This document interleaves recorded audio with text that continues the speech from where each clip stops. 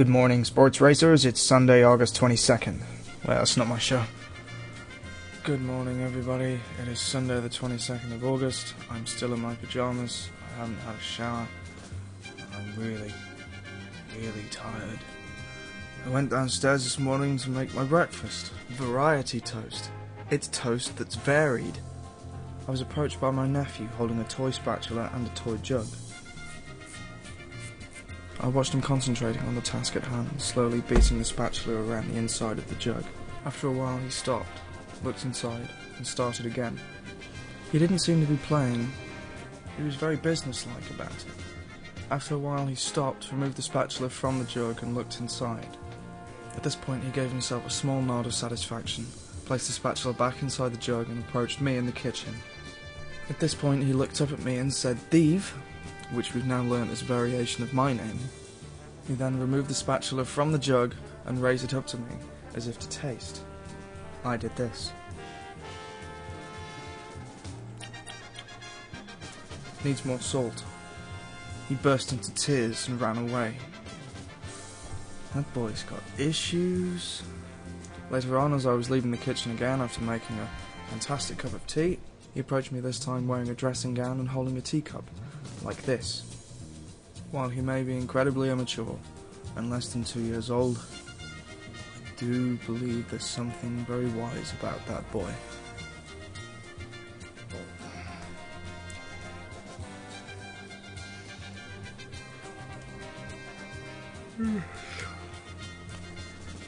It's week by week.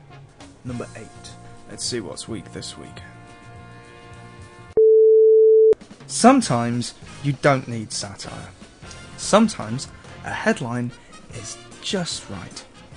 Carlton Conard, American hero, accused of exposing himself while brandishing a shotgun, all while wearing a child's banana costume. Do we really need to go further than that? I think we should go further than that. Okay. 6 p.m. Authorities in Port Angeles, Washington receive a call from a distressed Wendy's customer who told them that a man dressed in a banana costume had exposed himself in the store. This man was Carlton Conard, American hero. Proud member of the Marine Corps. Okay, troops. I will be embarking on a solo mission this evening. Does anybody have any weed? You.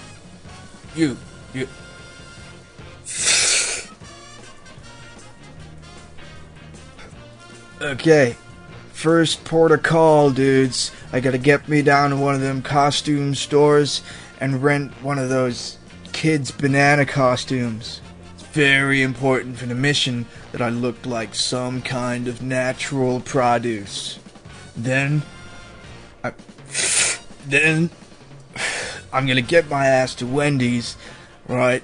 And I'm gonna whip my dick out. Again, this is crucial. Crucial. Get to the chopper. Get down. Get out. Crucial. 6:30 p.m. A second call is received by the authorities from a man in a department store stating that a man, whilst wearing a banana costume, still, with his friend, was doing donuts in a Dodge Stratus. Okay, phase 2. I leave Wendy's and I meet Ted. Could everybody give a round of applause for Ted, please? He's donating his kind and brave services for the mission this evening. Ted will pick me up outside in his Dodge Stratus, at which point we will drive to the local department store and proceed to do donut turns in the parking lot in order to recalibrate the system's GPS. There is no simpler way. 6:45 p.m. A final call to police from a nearby ranch alerts them to a man, again, dressed in a banana costume, running around wielding a shotgun screaming about white supremacy. Okay, finally we're gonna drive down to a small ranch, climb out wielding a shotgun, and make sure everybody knows that I'm white. I would personally feel bad for the black community if something that I did for the greater good came back to bite them in some way. You would think that the banana costume and the donuts in the parking lot would be enough, but we have to be sure, people. So, white suit... I dropped my joint.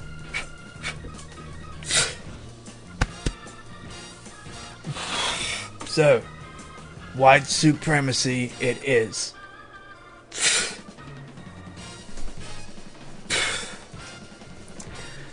After all of this, maybe everyone can wake up tomorrow with some exciting news, rather than the same assholes going on and on about America's independent spirit as some kind of pathetic fucking argument as to why a respected Muslim can't build a fucking mosque in New York City, you bigoted fucking cunt.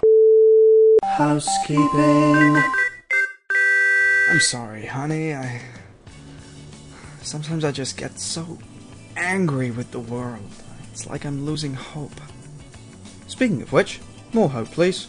Also, thank you to those of you who have been spreading the Facebook group around. I've noticed some people joining who I don't know, so I can only assume that that's your doing. Thank you very much. Keep it going. Go to the Facebook group, click Suggest to Friends. If you don't have any friends, this part won't work. And then invite as many people as you see fit. Doesn't take long, very simple, spreads the word. Fantastic.